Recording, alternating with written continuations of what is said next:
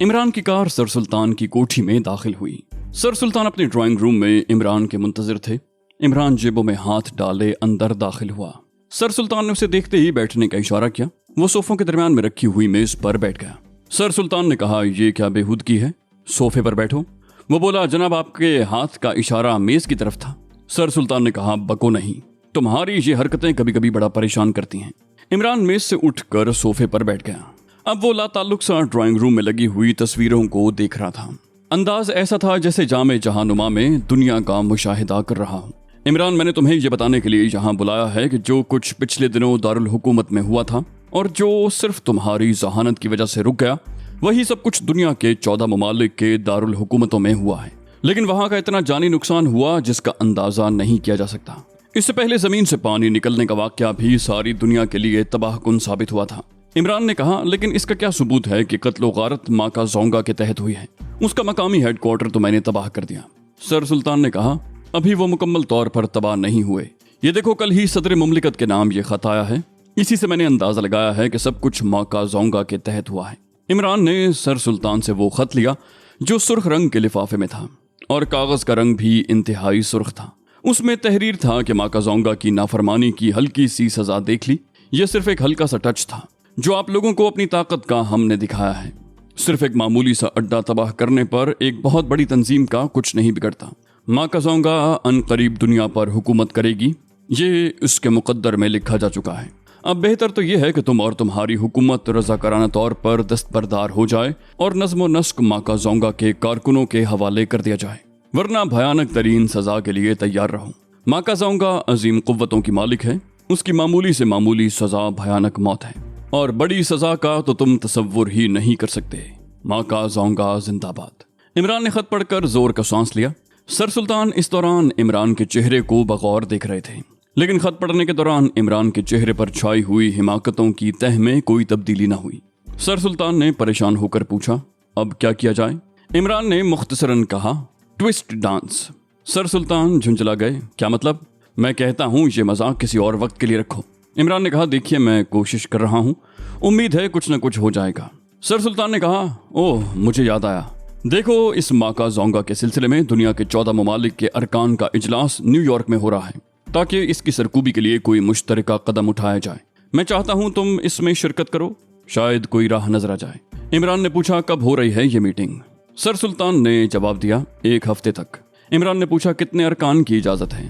वो बोले, तुम अपने साथ 3 और मेंबर ले जा सकते हो। इमरान ने कहा, बेहतर, मुझे तफसीलात भिजवा दीजिए, मैं हो आऊंगा। सर सुल्तान ने कहा, फिर तुम्हारी शिरकत के लिए मैं लिख दूं? इमरान ने कहा, जी हाँ, अब मुझे इजाजत दीजिए, मैंने कुछ काम करने हैं। सर सुल्तान ने उसे हाथ मिलाते हुए कहा, बेहतर, खुदा हाफिज। और इमरान कार में बैठकर कोठी से बाहर चला गया। जूलिया आजकल बाकायदगी से अखबार का मुताला कर रही थी, क्योंकि माका जोंगा ने शहर में उधम मचा रखा था और रोजाना अखबारों में उनके मुतल्लिक कुछ न कुछ लोग अंदाजा लगाया करते थे। जूलिया ने सोचा था शायद उनमें से कोई इशारा उनके काम का निकल आए, लेकिन आज जब उसने पढ़ा कि माका जोंगा दरअसल हुकूमत का असिस्टेंट है जो उसने आइंदा आने वाले इंतखाबात मुलतवी करने के लिए रचाया है, तो उसने झुंझला कर अखबार फेंक दिया, क्योंकि इसे लोगों की कम अक्ली और नासमझी पर गुस्सा आया था। लेकिन फिर उसका ख्याल उनकी अदम वाकफियत की तरफ चला गया और उसके आसाब काफी हद तक ढीले हो गए, क्योंकि ये तो जाहिर था कि सीक्रेट सर्विस में होते हुए जो कुछ उसे मालूम था, आम लोगों को तो शायद उसकी हवा भी कभी नहीं लगी थी और न लग सकती थी।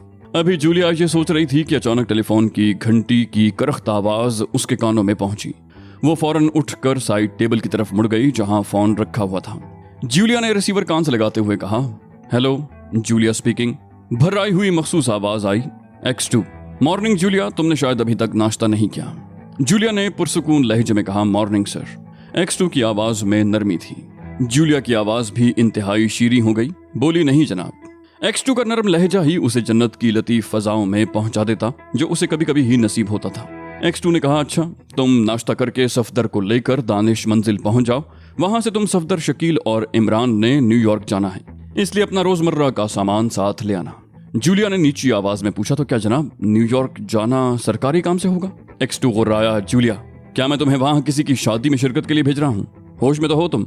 जूलिया बोली, माफी चाहती हूँ जनाब, दरअसल मैं गलती से पूछ बैठी। मैं पूछना ये चाहती थी कि वहाँ हम माँ का जोंगा के सिलसिले में जा रहे हैं या कोई और सिलसिला है। जूलिया ने बड़ी मुश्किल से अपने ऊपर काबू पाते हुए जुमला पूरा किया, वरना वो तो दरमियान में ही रो पड़ती। X2 ने कहा, हाँ, ये माँ का जोंगा ही का सिलसिला है। वहाँ दुनिया के उन 14 ममालिक ने जिनमें माँ का जोंगा ने अपनी सरगर्मियां शुरू की हुई हैं, अमेरिका की ज़ेर सदारत एक मीटिंग होगी। अमेरिका की ज़ेर सदारत एक मीटिंग करेंगे जिसमें इज्तिमाई तौर पर माँ का जोंगा से निपटने के तरीकों पर गौर किया जाएगा ताकि उसके सद्देबाब के लिए कोई मुनासिब कदम उठाया जाए। इसलिए मैं तुम्हें इमरान, सफदर और शकील को वहाँ अपनी हुकूमत की तरफ से नुमाइंदगी करने के लिए भेज रहा हूँ। वहाँ तुम सब इमरान की सरकर्दगी में काम करोगे। जूलिया ने हकलाते हुए कहा, मगर जनाब। वो ये फिक्रा कहते हुए दिल से बहुत डर रही थी। बोली, इमरान अपनी नाशाइस्ता हरकत से अपने मुल्क का वक़ार भी खतरे में डाल देता है। X2 ने कहा, देखो जूलिया, तुम हजारों बार देख चुकी हो कि उसकी कोई हरकत फायदे से खाली नहीं हुई। उसका तरीक़ाकार यही है कि वो खुद को बेवकूफ़ पोस करके दूसरों को बेवकूफ़ बनाता है और फिर अपना मतलब साफ निकाल लेता है। तुमने देखा है कभी वो अपने मिशन में नाकाम नहीं रहता, उसके बावजूद तुम हर वक्त उसकी शिकायत करती रहती हो। X2 का लहजा इंतहाई भयानक हो गया था। जूलिया बोली, माफ़ी चाहती हूँ सर। X2 की आवाज़ ने उस पर कभी तारी कर दी थी और जब उधर से रिसीवर रखने की आवाज़ सुनाई दी तो उसने इत्मीनान से सांस लिया, जैसे कोई बहुत बड़ा बोझ उसके सर से उतर गया हो। उसने रिसीवर रख दिया और फिर आहिस्तगी से चलती हुई किचन की तरफ बढ़ गई। फिर कुछ सोच कर रुकी और फिर फ़ोन की तरफ तेज़ी से आई और सफदर को टेलीफोन किया। उधर सफदर ने फ़ौरन रिसीवर उठा लिया। Hello, Safdar speaking. सफदर की आवाज़ जूलिया के कानों में गूंजी। वो बोली, मैं जूलिया बोल रही हूँ। क्या तुम नाश्ता नहीं कर चुके? तो आज नाश्ता मेरे पास आकर करो। सफदर ने कहा, शुक्रिया, नाश्ते से तो मैं अभी फारिग हुआ हूँ, फिर कभी तुम्हारे यहाँ आऊँगा। वो बोली, अच्छा, तुम ज़रूरी सामान लेकर मेरे पास पहुँचो। हम इमरान और कैप्टन शकील की हमराही में आज न्यूयॉर्क जा रहे हैं। सफदर ने कहा, न्यूयॉर्क? किस खुशी में? जूलिया बोली, उसी माँ का जोंगा के चक्कर में। वहाँ 14 ममालिक की मीटिंग हो रही है जिसमें माँ का जोंगा के सद्देबाब के मुताल्लिक तदबीरें सोची जाएंगी। सफदर ने कहा, अच्छा, मैं अभी आता हूँ, और सफदर ने रिसीवर रख दिया। जूलिया ने रिसीवर रखा और खुद किचन की तरफ बढ़ गई। फिर आधे घंटे के बाद कैप्टन शकील, इमरान, जूलिया दानिश मंजिल के मीटिंग हॉल में बैठे X2 की कॉल के मुंतजिर थे। इमरान की चुलबुली शख्सियत से जूलिया सख्त बेजार थी और जब से कैप्टन शकील इस टीम में दाखिल हुआ था, इमरान से बेजारी और भी बढ़ती जाती थी। इससे जूलिया के किरदार पर कोई हर्फ नहीं आता। जूलिया दरअसल अभी तक इस गलत फहमी में मुब्तला थी कि कैप्टन शकील दरअसल X2 है और कैप्टन शकील मेकअप करके हमारे दरमियान शामिल है। इसलिए कैप्टन शकील की शख्सियत में वो कभी कभी अपने लिए बेपनाह दिलचस्पी महसूस करती। लेकिन उधर कैप्टन शकील का किरदार X2 से 2 कदम शायद आगे था। वो औरतों से रूमानी बातें करना और उनमें दिलचस्पी लेने को मर्दों की तौहीन समझता है। इसलिए आज तक ना उसने शादी की और ना ही उसकी शख्सियत से कोई रोमान टपकता था। उसकी शख्सियत एक बेदाग शख्सियत थी।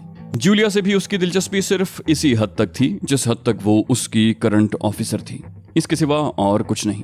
आज जब X2 ने उसे सिर्फ सफदर को फोन पर इत्तला देने के लिए कहा और कैप्टन शकील के मुताल्लिक कोई बात न मिली, तो उसके जहन के किसी गोशे में एक ख्याल रेंग रहा था कि कैप्टन शकील ही दरअसल X2 है। हालांकि बात सिर्फ इतनी थी कि कैप्टन शकील इमरान के साथ किसी वजह से पहले ही दानिश मंजिल में मौजूद था।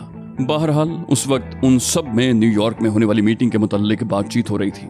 सफदर का कहना था कि यह मीटिंग कतई नाकाम रहेगी, लेकिन इमरान इसके खिलाफ था। उसने सफदर को चैलेंज करते हुए कहा, कैसे नाकाम रहेगी?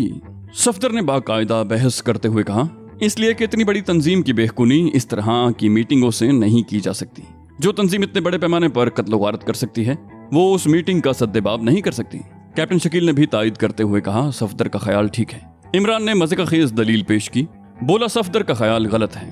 दरअसल ये माँ का जोंगा से जहनी तौर पर मरूब हो गए हैं और फिर ये अपने स्कूल के इम्तिहानात में चूंकि हमेशा फेल होते हैं, इसलिए नाकामी का भूत हर वक्त इसके जहन पर सवार रहता है। सफदर ने हंसते हुए कहा, खैर, इम्तिहानात में फेल होने का रिकॉर्ड तो इमरान साहब ही तोड़ते रहे। इमरान ने उंगली से सर खुजाते हुए नीम व आंखों से जवाब दिया, रिकॉर्ड तो नहीं, अलबत्ता रिकॉर्ड प्लेयर जरूर तोड़ा है। फिर इमरान ने जूलिया की तरफ देखते हुए मजीद टुकड़ा लगाया, और मिस दिलमोहलिया को तो मैंने एक मदरसे में कान पकड़े मुर्गा बना हुआ भी देखा है। शकील और सफदर ने दिलमोहलिया की इस्तिलाह पर दिल खोल कर कह लगाए और जूलिया फट पड़ी। बोली, देखो इमरान, मुझे मत छेड़ा करो, मैं बहुत बुरी तरह पेश आऊंगी। इमरान बेनियाजी से गुनगुनाने लगा, गजल हमने छेड़ी कोई साज देना। जूलिया का चेहरा हमारे गुस्से से सुर्ख हो गया। वो जोर से चीखी, शट अप। अभी इमरान कुछ कहने ही वाला था कि ट्रांसमीटर का बल्ब स्पार्क करने लगा।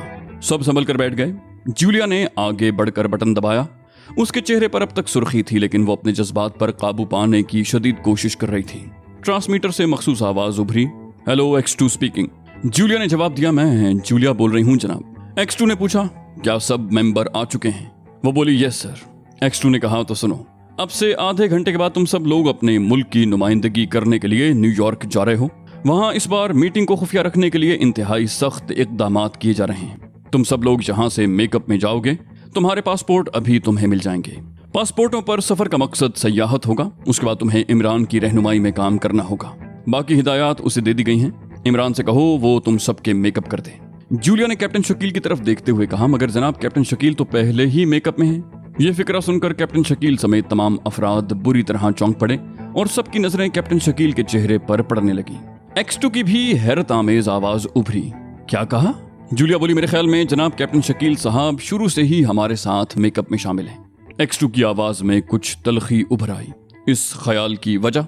जूलिया बोली, इसका चेहरा बिल्कुल सपाट रहता है जनाब। किसी किस्म का तासुर इनके चेहरे पर नहीं उभरता, सिर्फ आंखें ही उस तासुर की गमाजी करती हैं। इसलिए मुझे शक हुआ कि शायद ये मेकअप की वजह से है।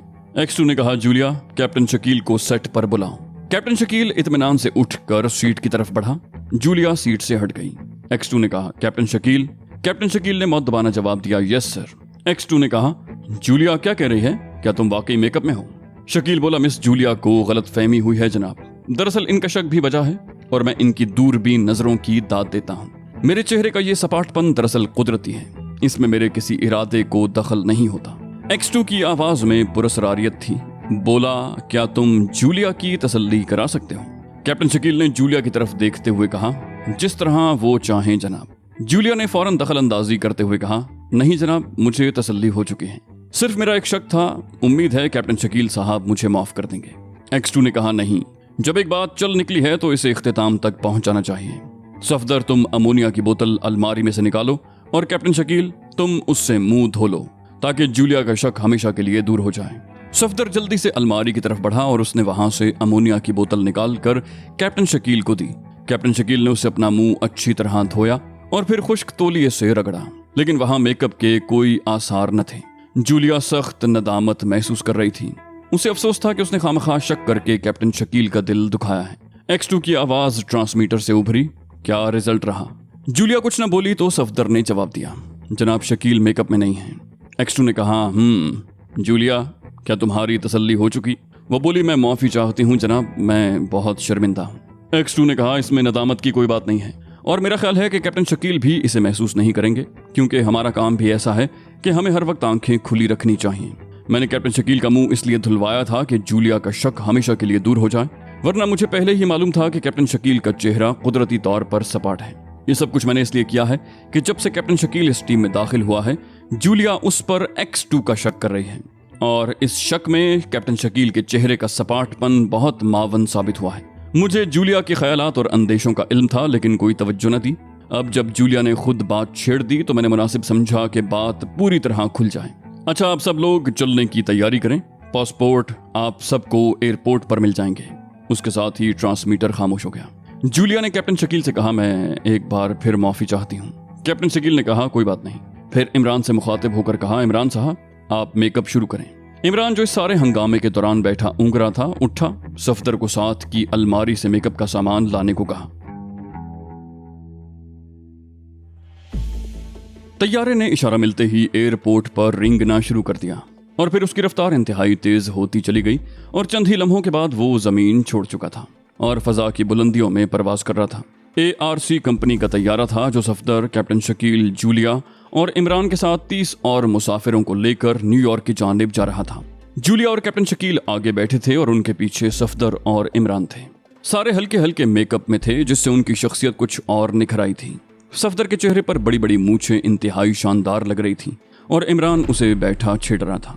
सफदर यार, तुम्हारे चेहरे पर गुलहरी की दुम्में बड़ी शानदार हैं। सफदर ने आहिस्ता से कहा, यह सब कुछ तुम्हारा किया धरा है। इमरान बोला, खुदा के लिए सफदर, क्या मैं मूछें उगाने का काम करता हूँ? ये सब तो बातों में मशगूल थे, मगर एक अकहरे बदन का नौजवान जहाज की तीसरी रौ में बैठा उनकी तरफ बड़ी पुरस्कार निगाहों से देख रहा था। कभी वो उनकी शख्सियतों पर नजर डालता और कभी उसकी नजर इमरान की गोद में पड़े कैमरे की तरफ पड़ती।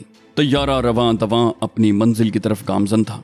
अचानक नौजवान अपनी जगह से उठा और फिर वो आहिस्ता से इमरान और सफदर के नजदीक से गुजरता हुआ तैयारे की दुम में बनी हुई लेबोरेटरी की तरफ जाने लगा। जैसे ही वो इमरान के पास से गुजरा, उसने झपट कर इमरान की गोद से कैमरा उठाया और फिर पूरी तेजी से लेबोरेटरी की तरफ भाग निकला। इमरान ने भी उसके पीछे जस्ट लगाई, मगर वो लेबोरेटरी में दाखिल होकर दरवाजा बंद कर चुका था। तमाम मुसाफिर इस हरकत से बौखला उठे। इमरान लेबोरेटरी के दरवाजे पर मुक्के बरसा रहा था। सफदर, शकील और जूलिया भी अपनी जगहों से उठ खड़े हुए थे। एयर होस्टेस तेजी से इमरान की तरफ बढ़ी। इमरान ने उसे किसी तरह भी लेबोरेटरी का दरवाजा खोलने के लिए कहा, मगर होस्टेस बेबस थी।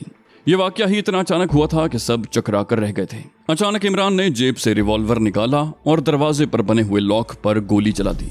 गोली पड़ते ही लॉक टूट गया और इमरान ने तेजी से दरवाजे को धक्का दिया, लेकिन खाली लेबोरेटरी उसका मुंह चिढ़ा रही थी। लेबोरेटरी की पुश्त की खिड़की खुली हुई थी। इमरान ने तेजी से खिड़की की तरफ देखा और उसे फजाओं में एक पैराशूट नजर आया और इमरान जिंदगी में पहली बार बेबसी से हाथ मलता हुआ रह गया। लेकिन शायद वो कैमरा इतना कीमती था कि इमरान ने बेबसी की बजाय कुछ करने का इरादा किया। उसने पीछे मुड़कर कैप्टन शकील को कहा, तुम न्यूयॉर्क एयरपोर्ट पर मेरा इंतजार करना।